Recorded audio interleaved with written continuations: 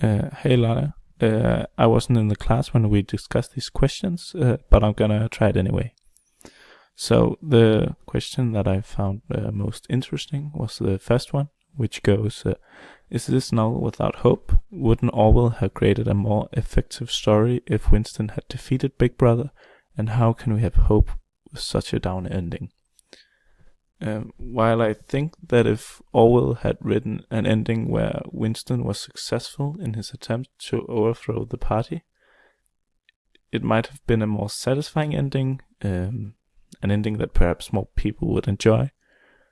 But I don't think the book would stand the test of time as well as it has without the bleak ending.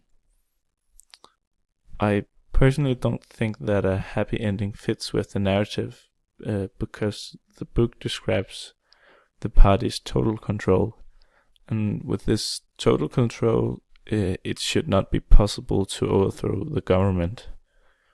Um, but as the lady, uh, but uh, but as the lady who wrote The Handmaid's Tale, or I don't remember her name.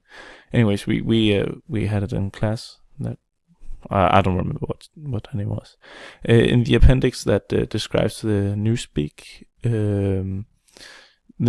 that appendix is written in, well, of course it's written in old speak because we can understand it, but it's also written in past tense, so the party is not in total control anymore. Well, it's not in total control. Yeah,